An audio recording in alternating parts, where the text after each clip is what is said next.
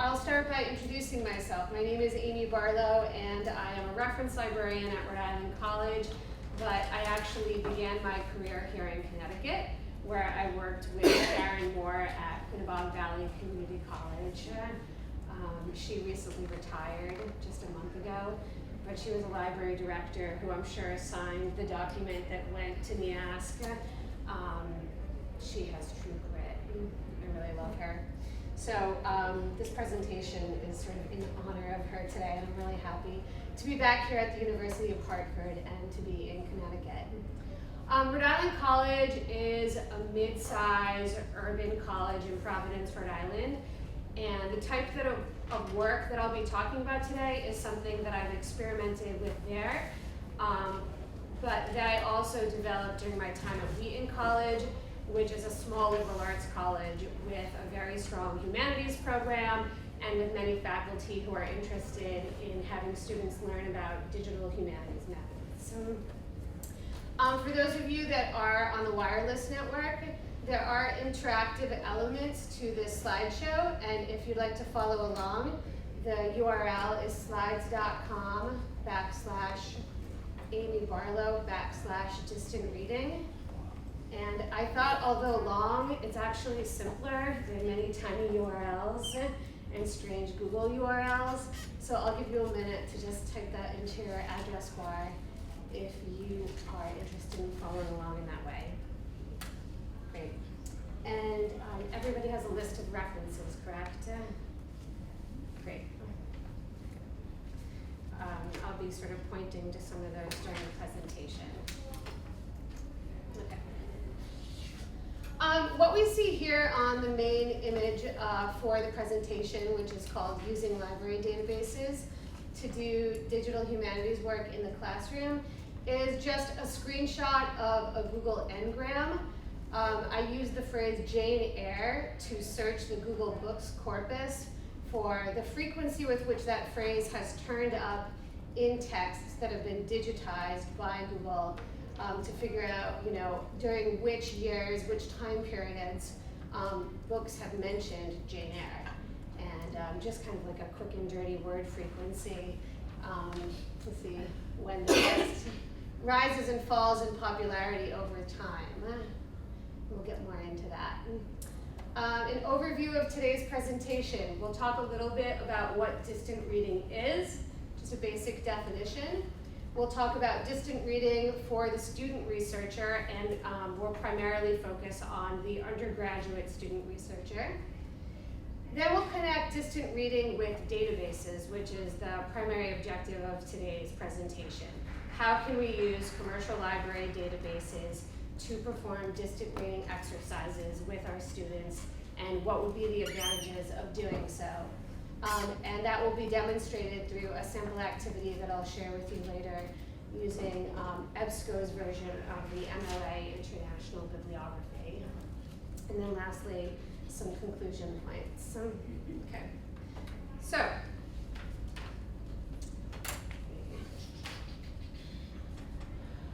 UCLA has a really great online tutorial that introduces students to the digital humanities, right? Digital humanities is any kind of work that lies at the intersection of humanities and computing. Very broad definition, ever evolving, always changing. So that tutorial is a really great primer for students. It's also a really great primer for professionals. I've looked at it many times to sort of figure out which techniques and strategies exist under the umbrella of digital humanities, so that I can think through ways to help students to approach their research in this way, to do something new.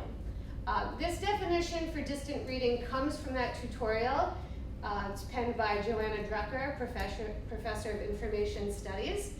And she says that distant reading is the idea of processing content in or information about a large number of textual items without engaging in the reading of the actual text. This is a student's dream. It's also my dream.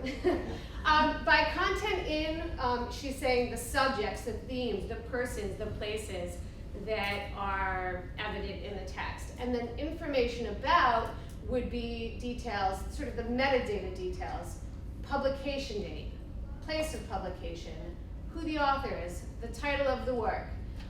So it's a way to extract that information from a large volume of text without a close reading of the text. And we'll return to this definition later because you'll probably see some foreshadowing here as to why library databases might be good for distant reading in that they might tell you some of those things about texts. Right.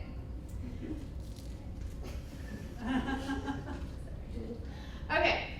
The idea of distant reading is a digital humanities concept invented by literary critic Franco Moretti.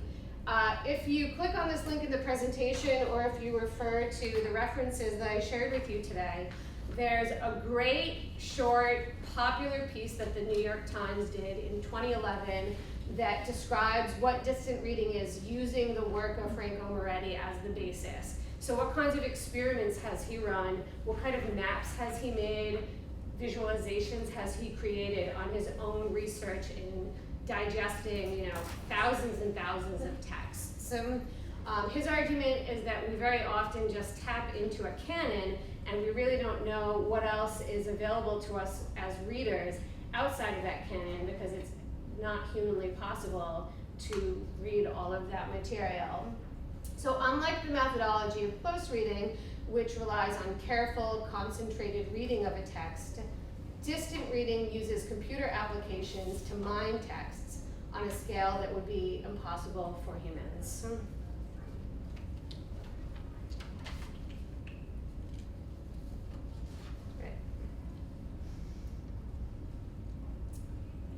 And as I just mentioned, why would we want to do this? Put simply, there's too much of it to read.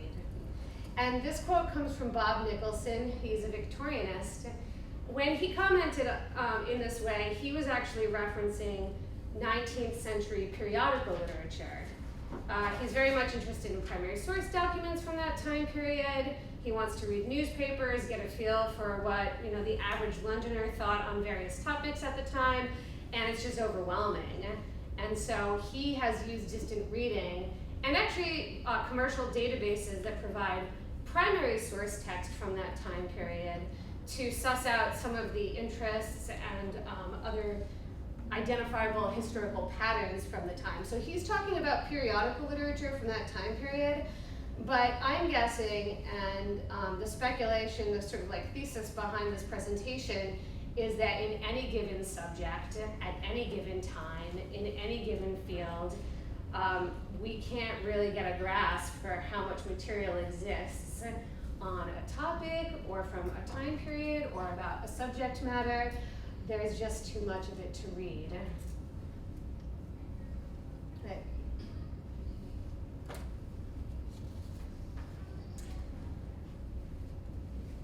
How not to read texts.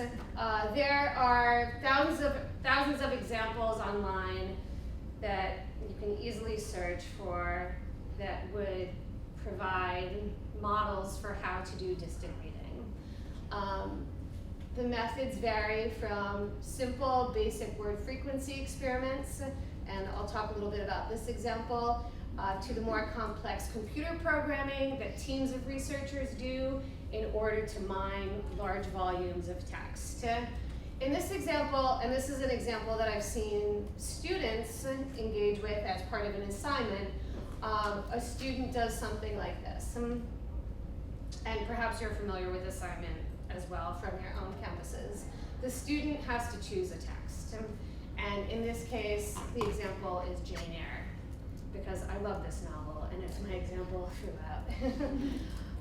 So Jane Eyre is in the public domain, right? It's just fully available on Project Gutenberg. The student can easily copy and paste the text, or they can download the text into a plain text file.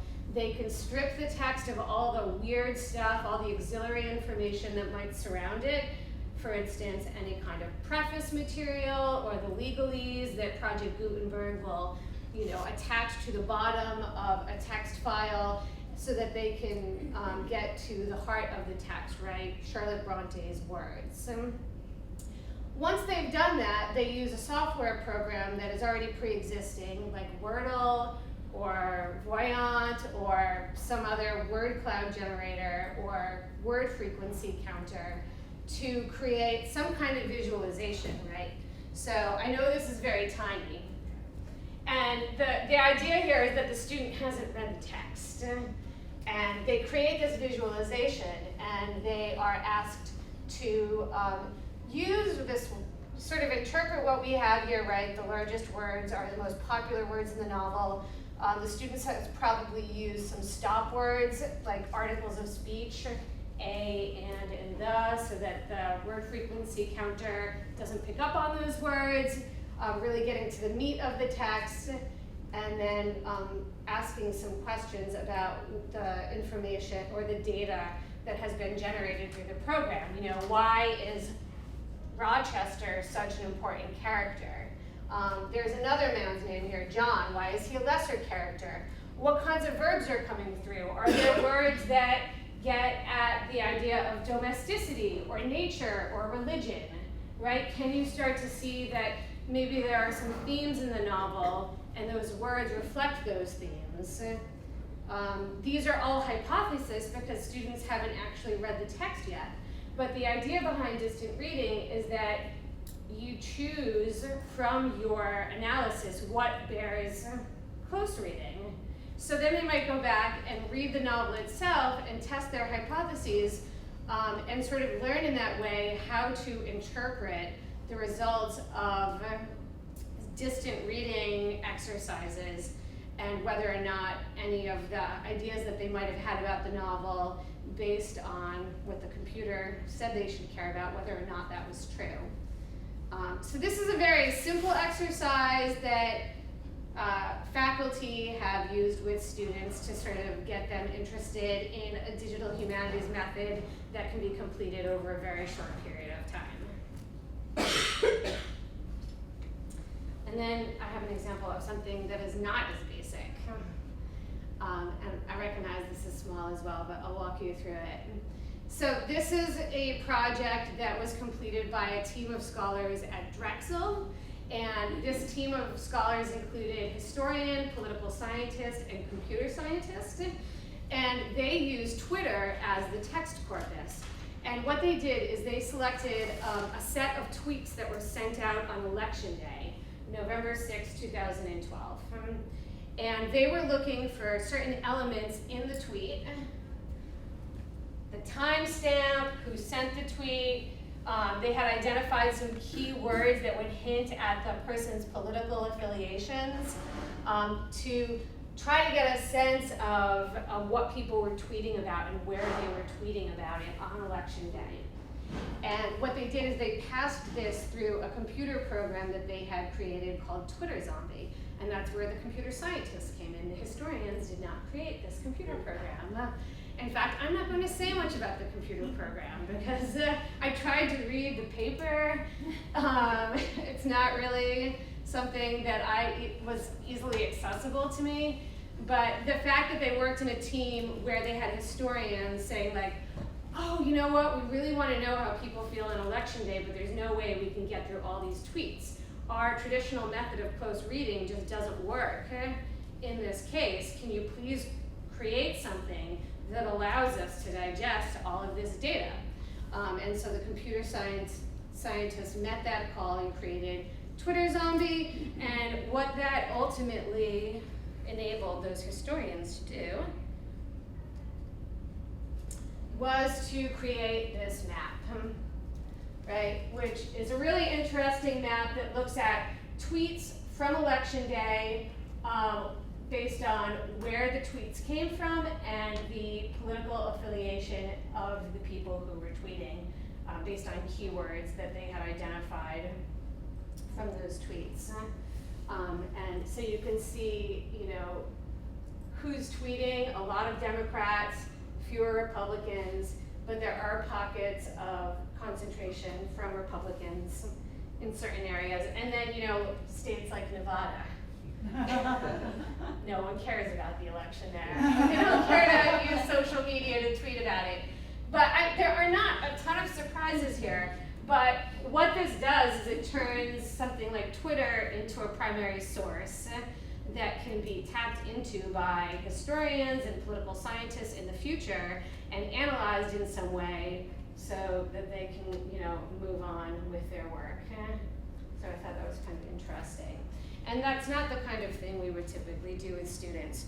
Although there are examples of courses, for instance, there is a course at Wheaton, Computing for Poets, correct, where the students are they're mostly humanities majors, but they spend the semester learning how to use Python to write programs so that they can do text mining on full text documents, which is really neat.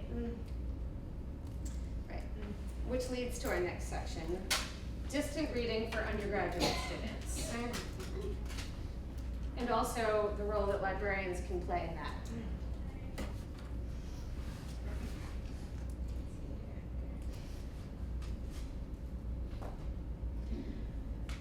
Okay, so some of the points that I want to make here are that when performed as part of the research process, so not as a research output, not as an end result, but as part of students' process of sort of getting context and information for a topic or a subject matter or a primary source, distant reading can help students as part of a research process. It can help them to organize and wrap their minds around a large, complex collection of secondary literature. Point one. Distant reading as a technique can allow students to sort of step back and get acquainted with the history of a field or subject. It can give them a way to survey scholarship. A technique for surveying scholarship and a justification for doing so on any given topic so that they can learn how to identify patterns and trends, oddities, worthy of further exploration through traditional methods such as close reading. And it can also help them to develop hypotheses. Right. And any of those benefits would be advantageous for some of these types of writing assignments that I certainly confront a lot, and you may have some other examples from your fields, given or depending on what kind of liaison you are. But popular research assignments that require students to do things like survey, organize, and analyze scholarship on a large scale include reviews of literature, historiography, reception study, and I wondered if anybody had any other ideas. I'm a humanist, so these are the kinds of things that I'm always helping students to do. Reviews of literature are particularly intimidating for students. Historiography is huge.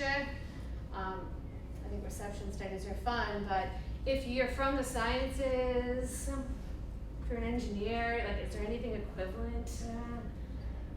I know reviews of literature are popular in the social sciences as well, and also in the medical literature, correct? Yeah. Should be in everything.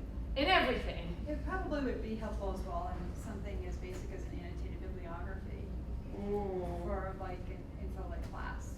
Great. For instance. Yeah, making some key choices, right? And that would require them to do close reading ultimately. Right. Yeah, that's a really good point. Starting off, yeah, because that's usually at the beginning of a research project. Yeah, thank you.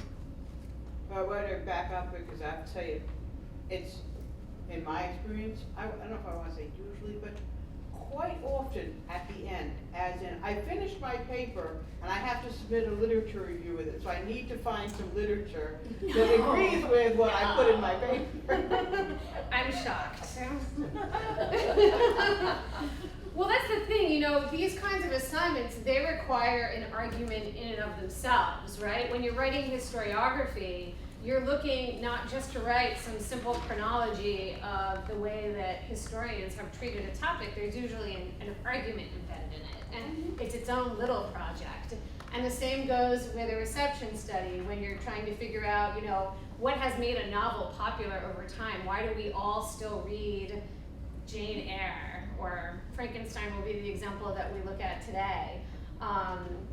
So the idea that that would be a last thing that you tack on, when really it should be an initial part of the project that guides whatever it is that you're writing later, makes me want to cry. That's okay. Okay, the problem here, okay, so in the other examples that we looked at earlier, distant reading was being done with primary source documents. You have some corpus of 19th century text and you copy it and you paste it and you put it into a program. Or scholars are looking at Twitter, which are being archived by the Library of Congress, and they can just, go through them and figure out what they need to get from those tweets in order to run their experiment. However, for our students who are potentially could benefit from doing some distant reading, it may not be feasible for them to download massive amounts of journal content, to conduct a word frequency experiment, or to do text mining on that journal content, and there are many reasons why it might not be feasible. I don't know if you're familiar with Kenneth Goldsmith and his Print the Internet project. It is illegal, right? There are lots of problems. So there's time, especially from our perspective as librarians. If we have 90 minutes to work with a group of students who have to do a literature review or a reception study, it's not realistic that we would have them go into JSTOR and download 5,000 articles and make a word cloud what they found in there, and it's not really something that seems really amorphous and weird. So there's the time constraint, there's the learning curve and the technical expertise necessary to do real text mining, to create a computer program that can somehow deal with all of that downloaded content that you've gotten from the database source. There's also formatting issues. Not everything in a PDF inside of a database is readable by a machine, right? It might just be an image. There may not be any HTML associated with the full text of the journal content that you need. It might not have optical character recognition, or it might be poor optical character recognition. So, even if students were to download all the journal content, maybe a computer can't read that journal content because it's not simple text. And then lastly, publishers' licensing restrictions. And let's see.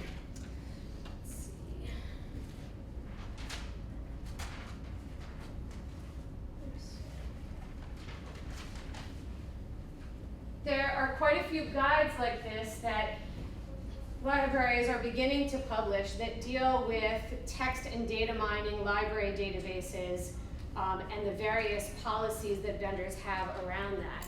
So vendors are not necessarily concerned with the actual text mining.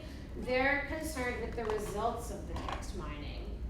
What content is shared with people who don't have the commercial library database as a result of text mining? What happens to that corpus that the student or the researcher has downloaded? If you download 10,000 journal articles and put them on your hard drive so that you can do a text mining experiment, do you ever delete that from your hard drive, or do you just as a researcher continue to use that, play with that, share that with other researchers at other institutions who may not have access to that commercial library database? So it's a sticky wicket, and there are some policies that, it's so hard to use this machine. Librarians are putting together that advise mostly faculty members who are interested in doing this, that they want to contact a librarian, probably start with their liaison who will direct them to their e-resources or their collection development or serials librarian, that it could take time, that the researcher might have to work directly with the vendor of the commercial library database so that the library is not responsible for any downloads that the researcher might be engaged in. And then, this is very handy too. Let's see. This is a table that Northeastern has put together of the various providers, Gale, MLA International Bibliography, Elsevier, what their fee is for doing text mining on content from their databases, whether there's licensing involved, and any other additional notes that the vendor might have. And I think a lawyer helped them to work on this because there's some language there that this is all subject to change, and we don't really stand by all of the statements in this table. But if you're interested, you could always pursue this on your own. The good news is that students don't necessarily need all of this, and very often they can achieve what they need to achieve by doing keyword searches in databases and looking for word frequency in JSTOR. But once you dip a toe into this lake, people might want to do more, and there are libraries that are sort of dealing with this right now, and I'd highly recommend that you take a look at some of the resources that they've put together to help us to do that. Great. Okay, so today's assignment is an alternative to text mining. It's a way that librarians can leverage their in-depth knowledge of commercial library databases to design distant reading exercises that take advantage of bibliographic metadata instead of the actual content of full text articles. This is an approach supported by that definition that we looked at earlier of distant reading, right? Drucker's definition that distant reading taps into the themes, the subjects, the characters, the publication dates, the places and authors of texts. So those things align very nicely with what databases can provide us with. And it provides a simple alternative to data mining and other advanced research methods in that the tools already exist. We don't have to build them. We don't have to make the computer program. We can take advantage of these very expensive things that we already have access to. And maybe students will learn how to use the databases. Great. This is a basic methodology that guides a distant reading exercise that uses a commercial library database, and I'll complicate this a little bit later during the conclusion with a more detailed breakdown of what this could look like. But essentially it requires us as librarians to select a database based obviously on the course content and whatever the subject matter is, to choose keywords or a keyword and construct a search that would be consistent for students, something that you could give the whole class to search, gather data, plot data onto some kind of map or timeline or graph, and then to analyze results.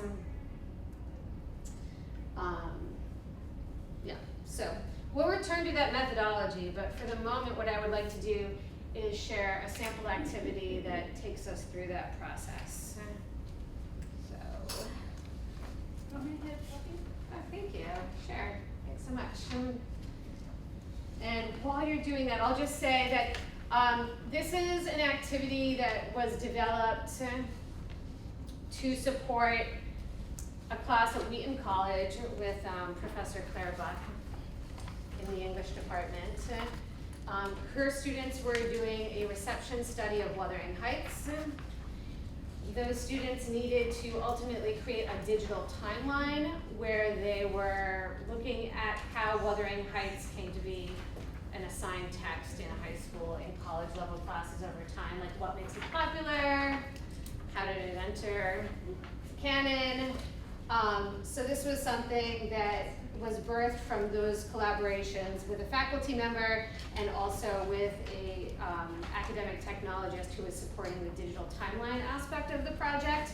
But it's something that I've also, thank you so much. I keep trying to work with it, and now I'm at Rhode Island College and I have a completely different student population, and this is not an integrated assignment that's part of a longer research project that students are working on. So this is an example that's more tweaked for sort of like a one-shot class, where students have to do something like learn about their database and their subject area because it's a 200 level English class. They're learning about theory.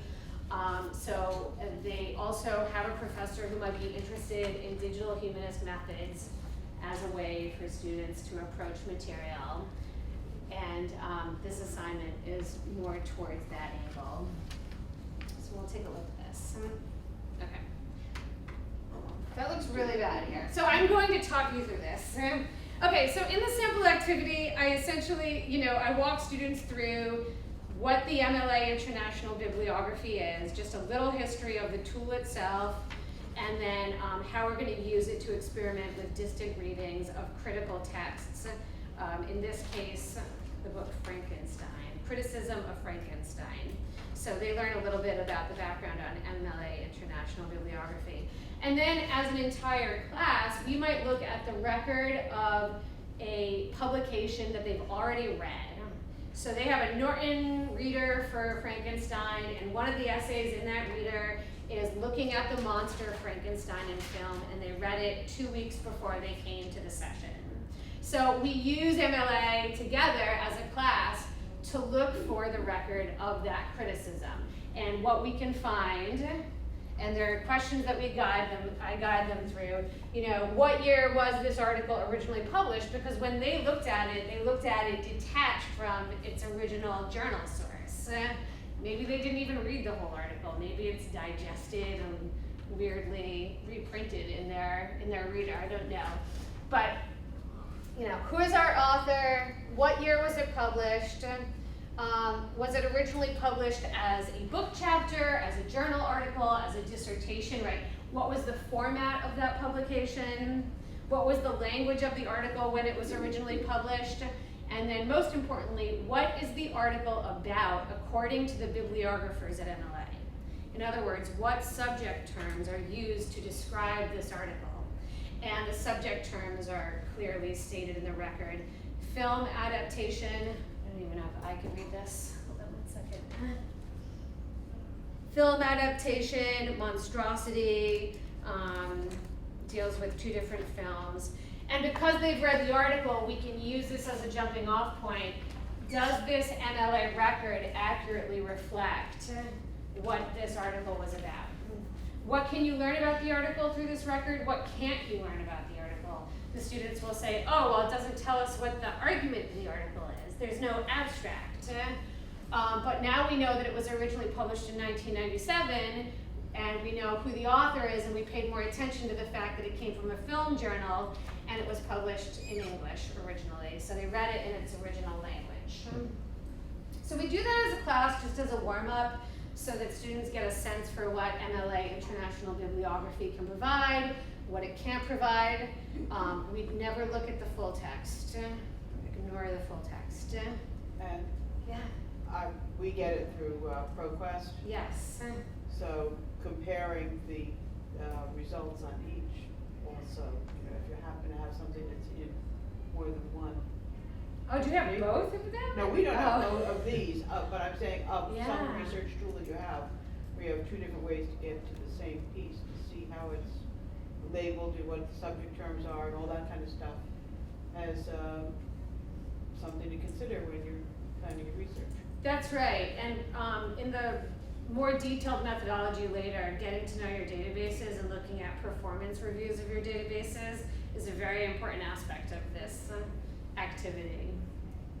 Right, okay. Then I have students work independently, and this part of the exercise is really just sort of getting a feel for what you can do to work with the result list in the database. So they start a new search, and in this case, they just do a very simple keyword search for Frankenstein. They just type the words Frankenstein into the search box. I'll get into the reason later for why I don't do an author's work search, which would be the proper way to do a search in MLA International Bibliography, except that it has flaws. How many results total do we get in this search, and what do the categories under refine results tell us about our result list? So they've got to open up every single tab here: source type, subject, language. There's a scroll bar for publication date that will tell them what the oldest publication in the list is, what the newest publication in the list is, and really explore what this quantitative and qualitative information, because it's counting, but it's also providing some qualitative information about what's here in the result list, what that can tell them about the publications that they have in their list. And then also learn to sort from oldest to newest and from newest to oldest. Right.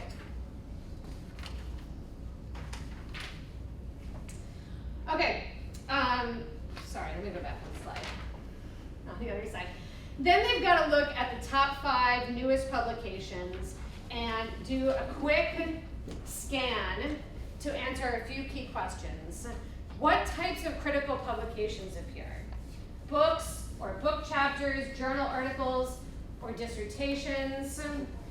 We can talk as a class about what the differences between those types of publications are. What does it mean if dissertations are still being produced on a subject matter? Faculty are very happy to chime in at this point. Maybe they're a new faculty member, they just wrote a dissertation on a subject. Maybe they're jaded about that. But, is the novel still important? Yeah, the students are reading it. The second result is somebody's dissertation on Frankenstein. Is there evidence that whole books have been written on Frankenstein in the top 5 results? We talk a little bit about what different types of publications mean for the importance of a work in terms of the scholarship on it. Male or female authors, that can be really interesting once you get into older dates, right? Is any male scholar actually writing about Wuthering Heights in the 1960s? Languages, is there evidence that scholars in other countries are writing on a novel or a British novel or an American novel? What languages is the scholarship produced in? And then obviously, what are these publications about? What are the subject terms telling us about the nature of the scholarship being produced on this work? Then they click on the title of one publication to look at its record, just as we did at the beginning when we looked at one record for something that they had already read. And we talk about what students can learn about the publication without having read it through its record. Great. Amy, do you have them actually individually looking at, clicking on the titles, or do you have them all giving you a suggestion about which one to click on? They're individually choosing from the top 5. Oh, okay. Yes, because there were over 1,300 results. Yeah. The top 5 newest. Okay. And then in the second part of class, I break the students into groups, and each group is responsible for analyzing 1 decade of results of Frankenstein scholarship. Okay, I usually handle the first 1960 through 1970 set of results. I might partner with the faculty member because it's very limited usually. Unless William Shakespeare is the author subject of your search, there's not going to be tons of material, and I can get more into that when we talk about some of the flaws of this later. But 1971 through 80, the students work on the 80s, the 90s, 2000s, and then there's a half decade that they can work on to look at more recent scholarship on a topic, okay? And then each group answers the final questions on this handout. How many total results of publications can you find in your decade? And then they are to review, count, and analyze the result list. What subject terms are popular, unusual, or intriguing? And with EBSCO, and I'm not sure that ProQuest does this, but with EBSCO you can call out the subject terms from your result list and it will count them up for you. So I'll read these out since it's very small. But the second most popular subject term for scholarship produced in the 1980s is the pedagogical approach to Frankenstein. So the students may not know that word, but it's an oddity or it's unusual, and they're like, what is the pedagogical approach? Film adaptation. This is here. Romanticism, science fiction. So they might find 5 subject terms that have been counted as being very popular during that time period and document that. How many of each source type is represented in the list? And again, that will come through in this area on EBSCO. Oh, you know what? In my decade, there's actually a book, and there were no other books in the previous decade, or I have only journal articles. Oh, there are 12 dissertations that were published in that decade. So students have an idea of what kind of scholarship is being produced during that time. Most popular languages of publication. And then are there any other patterns or trends that the group can pick up on that haven't occurred to me as a question asker or a librarian? They might find something interesting. So we do this in the 80s, the students who are working on the 90s, they find something completely different in their results list, the feminist approach, psychoanalytical approach, so you start to see like the theories coming through in the subject terms. What lens are scholars using to study Frankenstein in the 90s? Body studies, gender, creation, lots of great things. Okay. And then you'll see that the students have to pick one record, one item, one publication from their decade that exemplifies a subject, a pattern that they've identified, and we'll get to that after.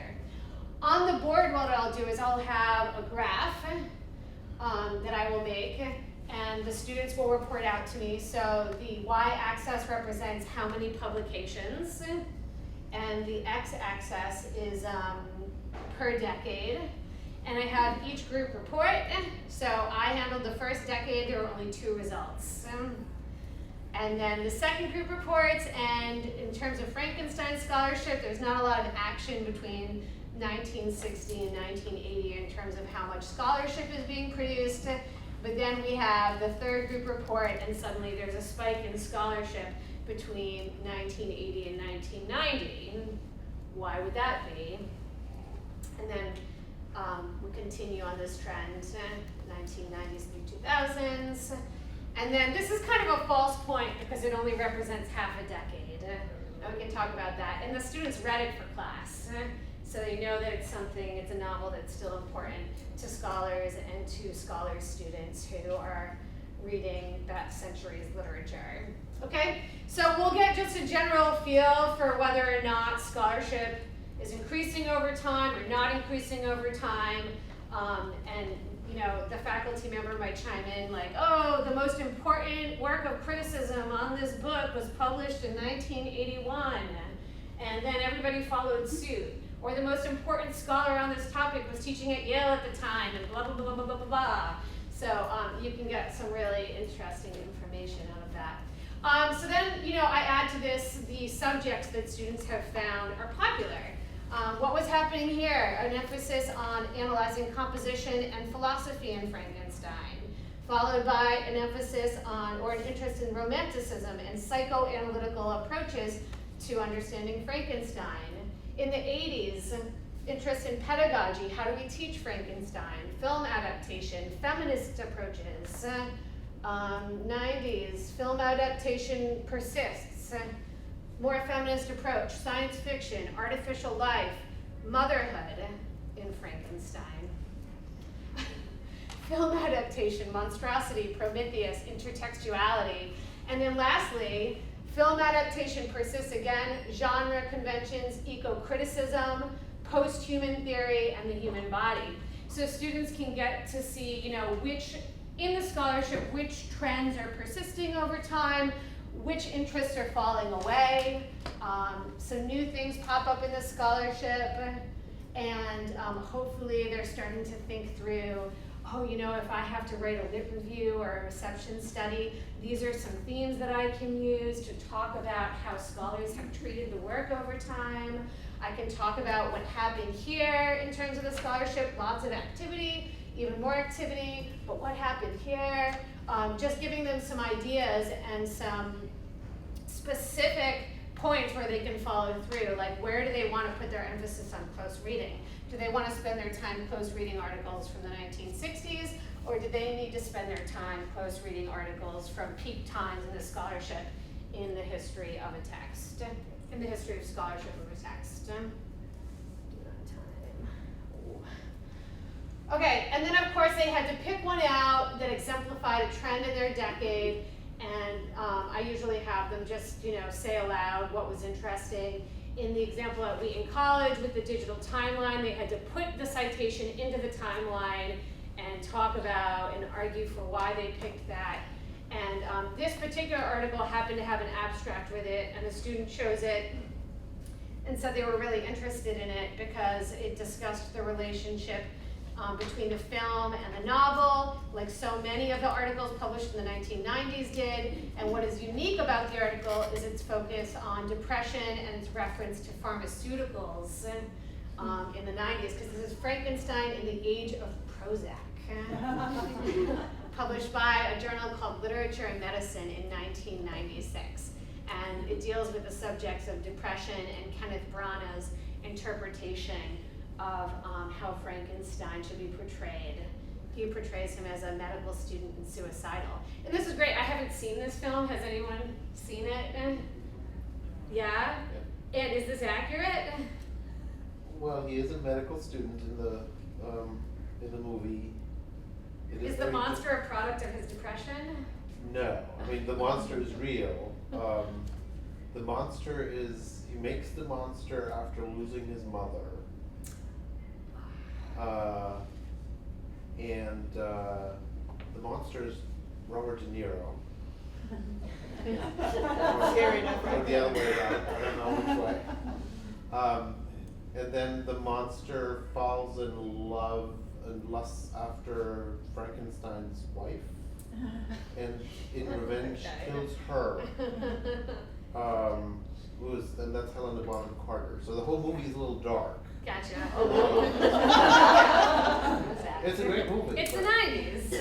And the thing is, the students, they're just born in the 90s. So they're like, what is it about the 90s? Oh, it's the pharmaceuticals. So yeah, they pick one out, and this closes the loop. Okay, well, if you were really writing a lit review, it would be something that you would then pursue. You would get the full text, you would read it closely, and you would start to look at the information in the more traditional way. A question, you Yes. mentioned that you had the students insert the citation in the timeline. That's the phrase I heard you say. Yeah, add a You mean different. a citation as in MLA citation format, like you were going to be writing a bibliography, or you just mean that squib that you? No, they did. They did Okay. an MLA style. When they made the digital timelines, they had to make an MLA style citation to Okay. put into the digital timeline. Yes, so it was a timeline of citations. Yeah. But I don't do that in my one-shot classes. I graph it on the board because there's no time for that kind of support. And that's when, I don't do this fancy digital thing in class. I just do it on the whiteboard. I didn't know if I was going to have a whiteboard today, so I did this instead. Okay, so conclusions. Benefits to researchers, right? This introduces a digital humanities method, which could be great. Digital humanities are really popular on campuses right now. My VP of Academic Affairs wants to hire a bunch of digital humanists. And there's one other person on campus who self-identifies in that way. Provides contextual information for students early in the research process. So this could work, and in other databases, I was thinking of American History and Life, obviously like New York Times, a historical file. There are lots of options here. It doesn't have to be MLA, International Bibliography, but it's a way for students to step back and look at something very early and get a sense for what exists out there. It can spark curiosity. It's just kind of like a new thing for them to do. One student in class asked, why are we doing this? And I love that question because they're not just sitting back and doing what you're telling them to do, they're questioning the whole method. And so we talked about that. Supports hypothesis development, right? Because you can get them to generate questions, which can turn into hypotheses. Complements close reading, right? It's not meant to replace close reading. And then lastly, it teaches database search skills. You kind of slip that in, and the students begin to understand like different types of publications and what it means when a whole book is published on a subject historically, and why that enters into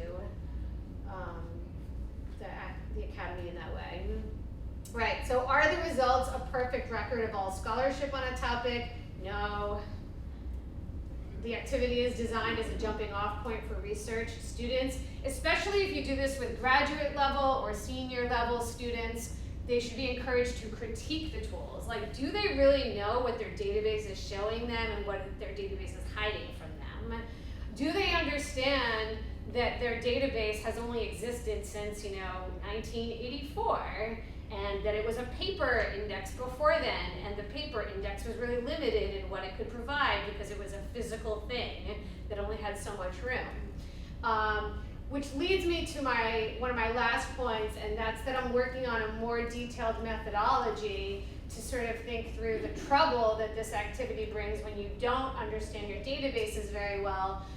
So when you're selecting a database for this activity, not only does it need to complement the course or also be very user-friendly for your students so you're not teaching them how to use it the whole time, you need to be aware of the quality of metadata and indexing, and that can be found out through database performance research.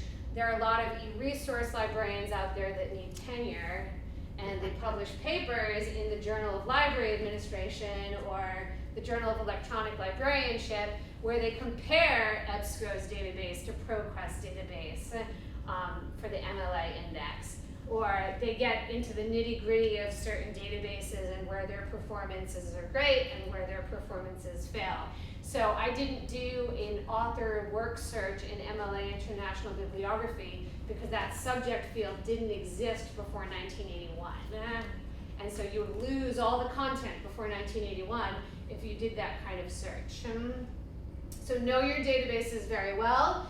In terms of choosing keywords and constructing searches, it's tricky, especially once you get into like more you're getting away from one novel and towards a historical event, or you're interested in a historical person with a last name shared by a lot of different people, or it's like a common last name, right? Does your keyword return a bunch of irrelevant hits? It will reduce the effectiveness of the exercise. And I do advise cautioned use of those controlled fields the databases offer. And there are some other ideas here too. And then to gather data, that might require a series of separate searches. In class, I broke the students into teams and each did their separate search. And then I plotted it on the board. But if a student was doing this on their own, they might need to do 7 different searches before they could really gather the data that they needed. They could populate a spreadsheet or they could take notes. And then to plot data, we just used a graph, but students could use this in a mapping exercise to create a timeline, to do a tree or a dendrogram. There are so many options for how they might visualize the results of these exercises. And then of course to analyze the results by generating questions, and then lastly identifying a manageable sample of text to be subjected to close reading. And then, faculty. Find faculty on campus who practice digital humanities or have an interest. It's best if the lesson is an integrated part of the class assignment, but if it's not, you can still work it in. This is really important, preparing students. And either they've done some reading on digital humanities before class. In the references list that I gave you, there's a book called Macro Analysis, Matthew Jocker's book. They could read one chapter out of that, and then you're not introducing them to the concept of distant reading in class. They're already primed with a critical framework for that approach. Or they could do a critical reading on whatever it is that they're writing, like what is historiography, what is reception study, what is a review of literature, and what does that mean to us as a researcher? Or they have the database training. So some element of this needs to be there before class, or you're doing all of these things in class, you're introducing a method, a concept, a database, plus they have work to do. And the method can be structured to meet the needs of researchers at various academic levels. So if we go back to the methodology, in the example that I showed you, I chose the database, I chose the keywords, the students gathered the data, but I plotted the data, and then they analyzed the results. Depending on the academic level of the student, you could take some of these things away, right? The graduate student chooses the database. They construct their own keyword search. Then they do all the other things. A freshman might just do one tiny little piece of this, and you structure everything else. So it's very flexible in that you could try to meet the students where they're at by taking pieces away or giving them tons of structure. Lastly, you have references, and there's a lot of good reading in here if you're interested in just looking at that. I assume these slides will live on digitally somewhere? Yes, on the CLA site, there will not only be your slide presentation, but the video of the presentation. Okay. Oh, the video. Yes. Excellent. Are you ready for your close-up? Never been less ready. Questions? I'm sorry that I flew through the last couple slides there. Yes. Let's give a comment. We got rid of our Reader's Guide periodical literature. I pleaded for them to keep it, or at least give them to me if they were going to get rid of them, because one of the things you can pull out of looking at the old stuff is how stuff was indexed. So you'll find, for example, women as scientists, that's a special category. Women as musicians, because it was a shocking idea that women would be performing music. Yeah. So how, not only the choice of terminology, Yeah. but also what was considered a significant distinction to put into an index. And Yes, because people are behind these decisions, right? Yeah, So that's why I exactly. emphasize the bibliographers at MLA. When we talk about MLA as a database, like these are human beings. So actually, I didn't even use the word descriptive in this presentation, but those subject terms are descriptive, and they are subject to the description of the person that. And on the digital databases, I'm presuming all that has been written in the last 20 Yeah. plus years. It's flawed. Yeah. And I'm wondering what a discovery layer would do to this type of. I have never tried, because you lose all control. Right. This is about like having some control and also like helping students to get something out of it. I don't know about that. No. Yes, clue. where the Connecticut State University system is going, all the community colleges and CSUs are all going to be using Primo. Yeah. But this is for like this is a student who's learning about something in their major. Right. So hopefully when they're learning something in their major, they're getting away from the discovery layer towards a specialized tool for their major, I think. Any other questions? Okay, I know there's lunch, so have a great lunch. You can ask me questions at lunch. Thank you.